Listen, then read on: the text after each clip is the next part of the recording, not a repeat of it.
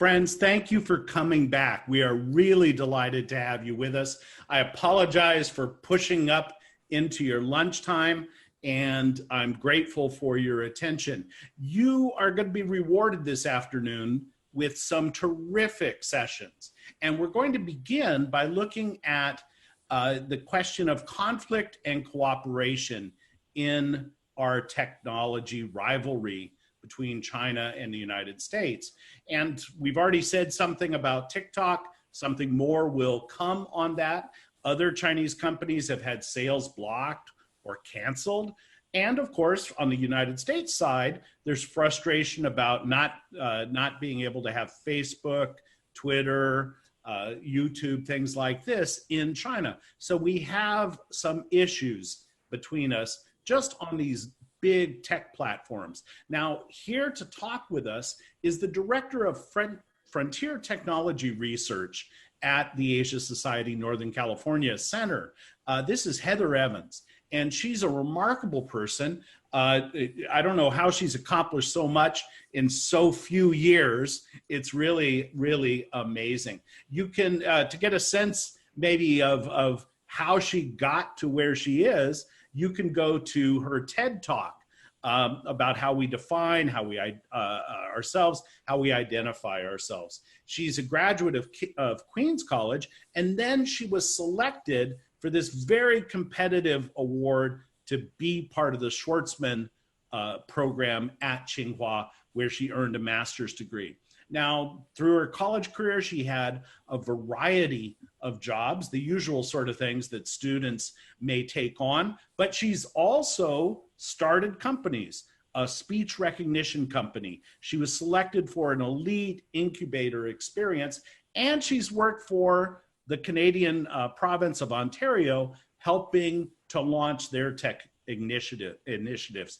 We are so fortunate to have with us Heather Evans. Heather, take it away.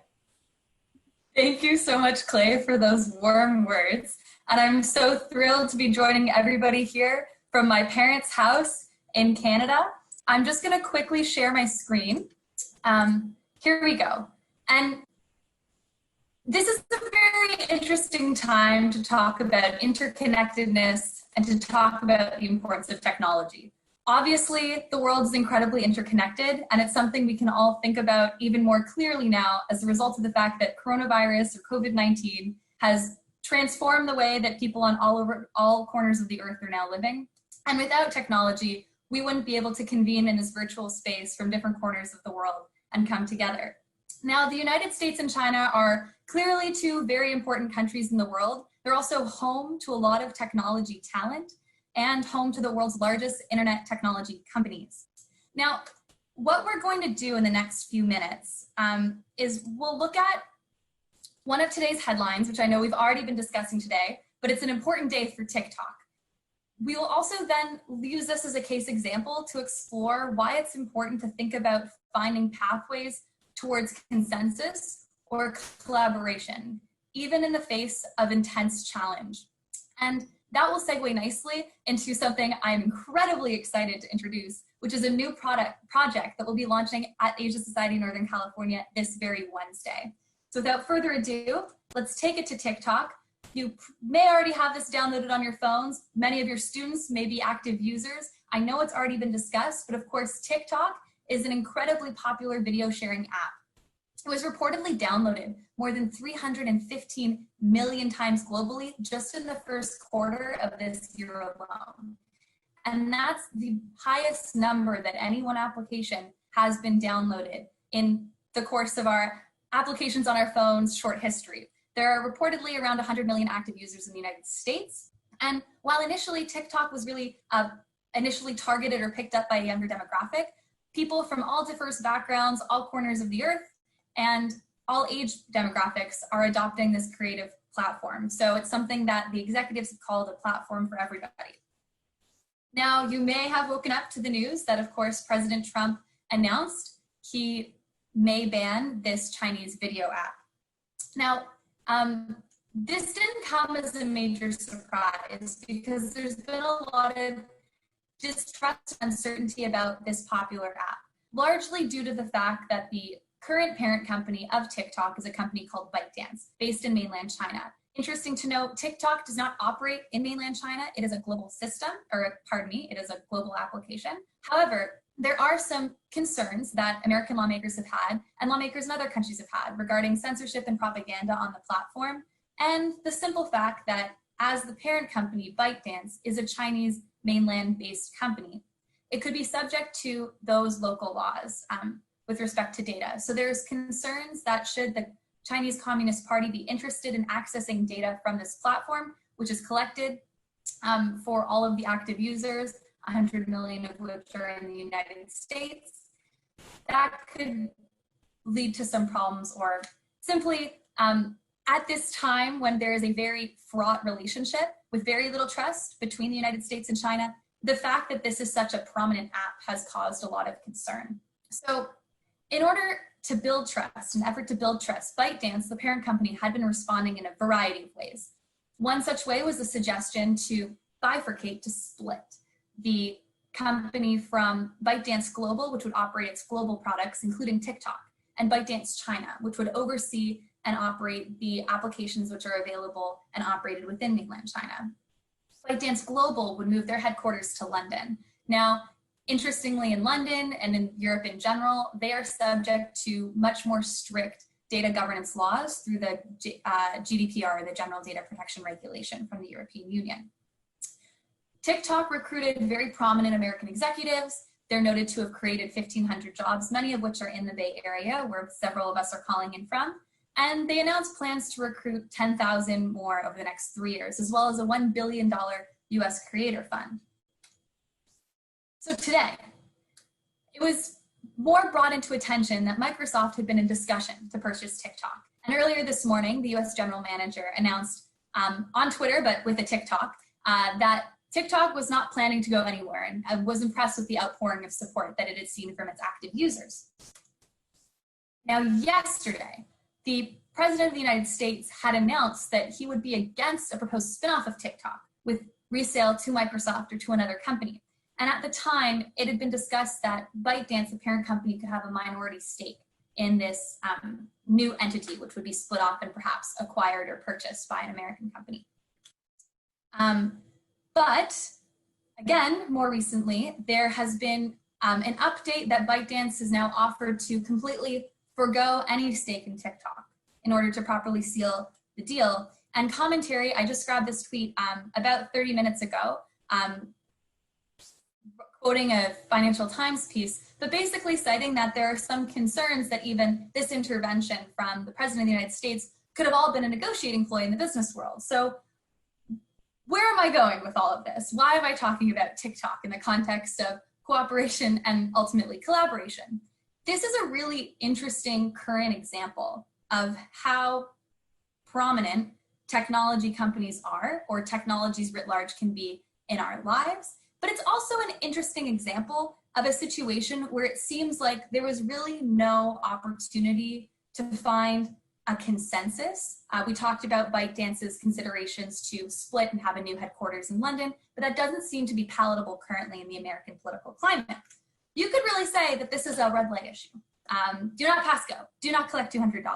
We have to completely split off. Other popular rhetoric around U.S. China relations has talked a lot about decoupling. And so in this context, it appears as though in order for TikTok to be able to continue to operate and serve the 100 million active American users, it needs to be decoupled from its parent company based in China, effectively separating it from any potential connections with the Chinese Communist Party or other powers at play in mainland China. Now, we are looking at a traffic light right now, but of course, traffic lights have many colors. And to me, this is a helpful visual to describe the fact that in any context, you can try to figure out ways to either de-escalate, take from a green to a yellow, or transition to a, other way, red to a yellow, yellow to a green of an issue. But, and it's also an interesting indication that not every issue need be a point from which you cannot begin. So this is a sort of segue to talking about perspectives or the importance of trying to move forward in these complicated spaces, in these interesting dynamic times, in a productive way. And making effectively a case for common ground. Earlier, I discussed the fact that is abundantly clear. Humans on this planet are incredibly interconnected. There are certain issues for which it's very important that we are able to work together in order to find the most efficient, best outcome. I think, again, the most obvious example in this case would be a vaccine for COVID-19 and finding it disseminated so that we can return to a world that is more physically connected and safer than the world that we're living in at this moment. But it's very difficult to work through these issues and find common ground. And it's exciting to be doing this presentation for a teacher's workshop because many of you on the line may have had experiences as educators in a classroom setting. We've had to diffuse tensions between students in your classroom. It's a little bit of a stretch to take students in a classroom setting and equate that to the United States and China, which naturally are full of millions, and in the case of China, more than well over 1 billion people with diverse interests and diverse skill sets and backgrounds and contexts. But the notion of when you have to diffuse a situation or when you need to get creative about finding a way forward that is one where you can build trust, there's some very intuitive but still helpful approaches you can take, and this will connect in a moment to the project that I will introduce. But basically, when you have an overwhelming task or a very complex issue, the best thing to do is to unravel it. In a similar way that if you're coaching a student who's very overwhelmed by a task, you can cut it up into smaller pieces to better understand what's happening and to attack those pieces in a slow manner. It's always important to seek to understand perspectives and to really come at things with an open mind, which is always challenging for us as people. And to take into effect as well the fact that the local context is really important. So what are we launching, you ask? Well, on Wednesday, we will be launching from Asia Society Northern California a new written series called Exploring AI Issues Across the United States and China. And we'll be featuring diverse perspectives from experts who are writing on specific issues. So we're unraveling some larger challenges and making them really specific with different issues and taking into account the context of what's going on in response to these issues. Things like what's happening in response to the AI standards that are trying to be created, or the application of deepfake technology on public platforms. And by considering the current context in both environments, we're taking that green, yellow, red light framework and applying them to those areas.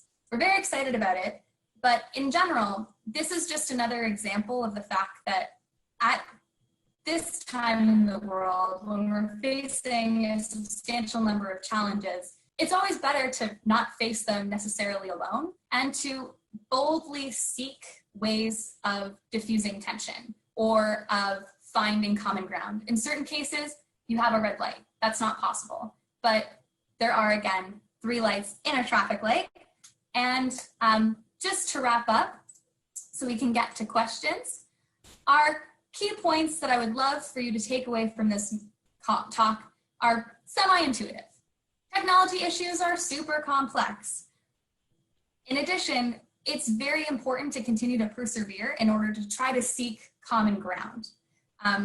As a global community, we faced challenges before, no doubt we will face them again. And this connects to our final point and the core thesis of why it's fantastic that we have the opportunity to engage with so many educators. Because at the end of the day, the best resource we have in order to solve any of these challenges that we're facing is through education. So thank you so much for all the work that you do really on the front lines of helping coach students in order to better operate in this turbulent world that we're living in, but also prepare the next generation for the challenges that they will face. So with that, I really look forward to the questions. I hope that some of you will be interested in following our written series. which again will be launching on Wednesday, and you can find more information about over our website. And with that, Clay, I'm gonna stop sharing my screen and give the mic back to you.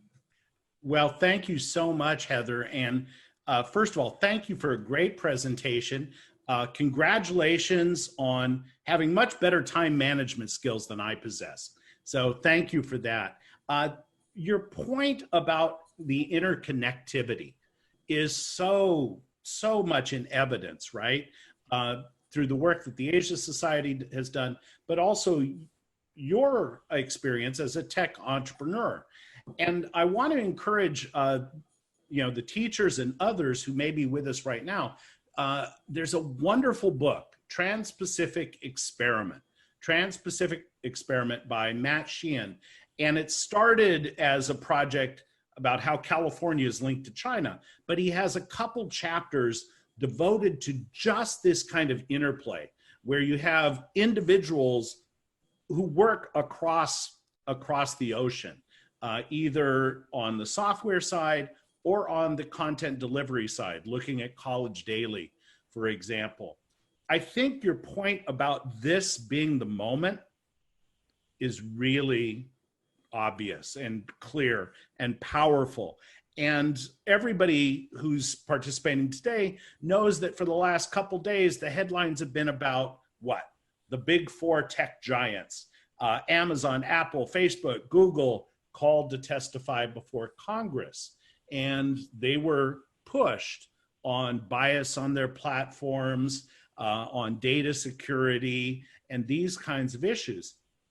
You've worked in China, studied in China.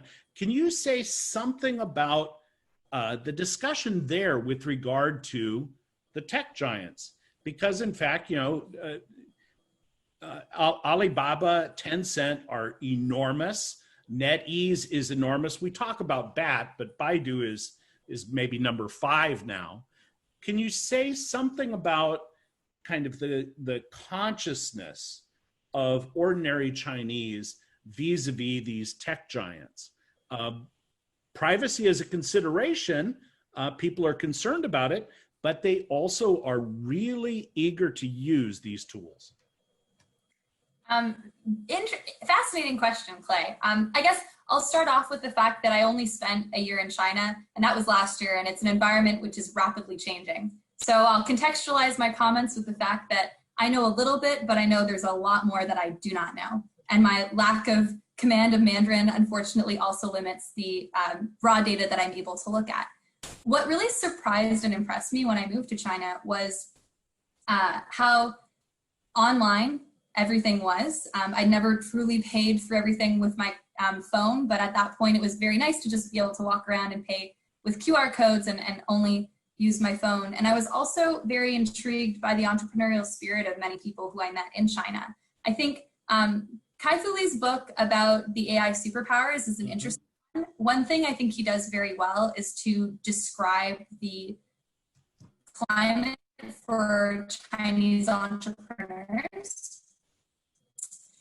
It was remarkable to see the rate of change, the pace of change in China, and it was something that very much surprised me as someone who'd spent my entire life either living in North America or in Europe. So, forgive me, I'm hardwired in, but it seems my internet connection might still be unstable. Something that coincidentally would not have happened if I were in China, because their connectivity in all regions where I traveled within that country was fantastic, including remote parts of the Great Wall. But to wrap up, I think there's acknowledgement that there is a lot of interfacing between these massive technology companies. I think there's a hunger and an entrepreneurial spirit that's incredibly powerful. There's so many brilliant people in China. And there's also a really large base of people who are willing to adopt and try new things. No, that's it's an incredibly competitive environment. And I just want to highlight a couple of things in the Q&A window. Jay Chen, I don't know the first name there, but we have a bargain. Go to Amazon, buy the Kindle version of Trans-Pacific Experiment.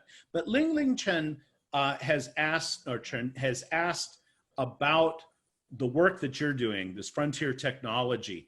And there's going to be these written materials that are coming out next week, but are these going to be geared towards students, or is there a way to bring some of what you're doing to teachers and students? Oh, this is exciting. So we're thrilled in our office to be launching this new project because it's something that's new for us, and there's a lot of different ways that we can develop it further. At this point, the written materials are geared to be accessible to anybody, let's say in high school and beyond, who has a little bit of an interest in U.S. China, an interest in technology issues. You don't need to have much of an understanding at this point in artificial intelligence. We do our best to provide really great introductions. And these pieces will be released on a weekly basis. So on Wednesday, the first one's coming out, but we're going to keep them rolling until the end of September. At that point, I've been speaking with some friends who are involved in different types of technology education programs more geared towards elementary and high school students. And I think that there will be an interesting opportunity for us to take the information we've been able to collect and decide the best ways that we can share it. And I think one fantastic avenue would, of course, be directly to teachers. So stay tuned. Stay tuned. And Dolly Tan in the Q&A section has asked about accessibility to Asia Society content. And I don't work for the Asia Society, but I'm happy to work with the Asia Society. And I would tell Dolly that it's all up there. They create this stuff, they put it out there, they make it accessible. But I'd like to take that question and to, Dolly Tang has also asked about, can Chinese teachers here, Chinese language teachers here, work with teachers in China and vice versa? But move away from that for a second, because these massive online courses that a number of schools have pioneered and have a huge following in China. And Tsinghua actually offers courses. They offer a course in the thought of Mao Zedong. They offer a course in Xi Jinping's new era. Tsinghua is trying to be at the same level as MIT, Harvard, and other courses. In the Schwarzman program, I've forgotten the percentage, but maybe a third of the students are from China. And I was wondering if you had any interaction with your Chinese classmates about their consumption of content from abroad, in terms of specifically with regard to education, but more generally too. I reacted instantly to your question, Clay, because it reminded me of a really interesting time when I was a Canadian living in China, and Meng Wanzhou was detained at a time when I was with all of my classmates we were listening to a speaker present. And right away, I received a ton of WeChat messages saying, have you seen this yet? And with several classmates, we shared through our mobile platforms the different types of media that we were getting that was reporting the same story. And it was absolutely fascinating to see which facts were picked up where and when, and how they were being construed or used.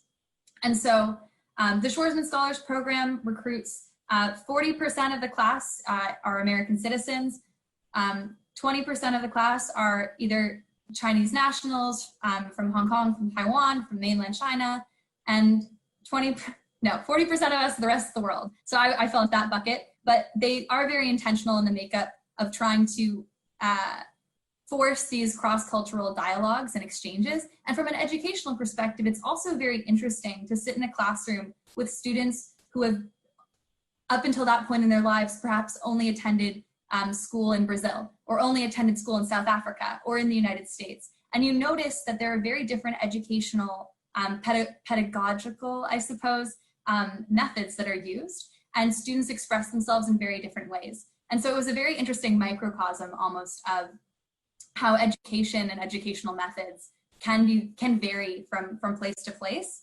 And all in as an experience was incredible, and I do highly recommend the opportunity to study abroad or participate in a program like Schwarzman Scholars if that's something anyone's interested in.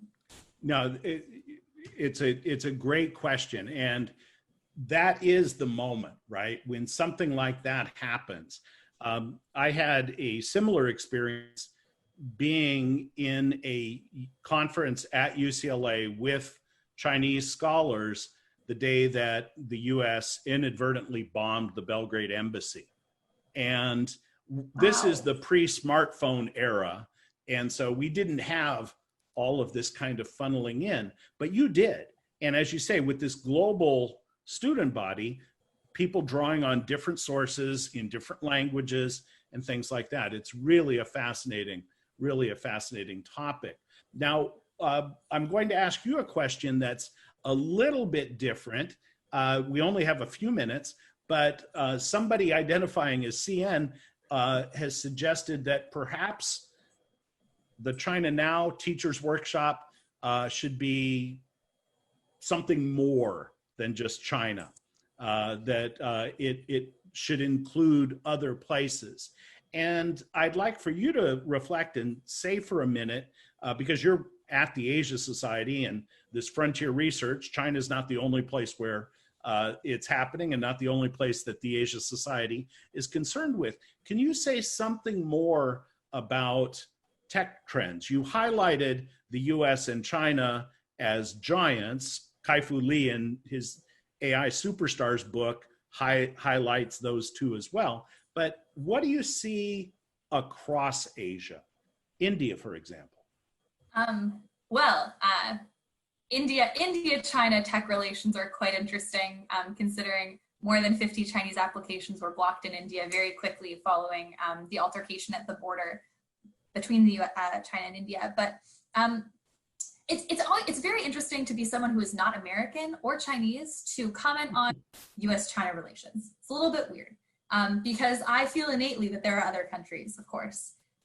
When it comes to technology and technology trends, because these two countries happen to be home to these behemoth companies, Mary Meeker's Internet Trends Report was released about a few weeks ago. And in it, she cataloged the top 30 largest internet companies. And I believe 18 of those are currently based in the United States. And not quite 10, but maybe 8 are in China. And then the rest are kind of scattered, like Shopify in Canada, et cetera. And when you look at emerging markets, so Southeast Asia is a really interesting battleground for users. You see an approach from a Chinese company may not map in the same way that an approach from an American company would. And it's pretty compelling to look at those examples and try to understand which one adopts best to each environment.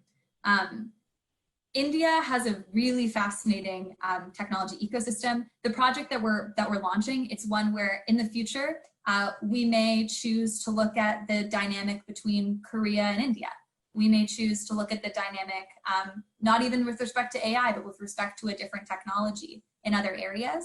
I think out of the gate, it's important to contextualize the global landscape with these large players, but always keep in mind that, first of all, we live in a fastly evolving world. I think 2020 has made that abundantly clear to us all. So things can always change. And smaller players can have outwardly large influences on global trends. And so I expect that in the technology landscape will continue to change drastically over the next few years. Oh, if the next 20 are anything like the last 20, that is an absolutely accurate prediction. It's, you know, I'm obviously much older than you, and the sweep of change has just been startling. And we're focused here on technology and humanity, these kinds of questions. And you've helped us with our understanding. Thank you so much.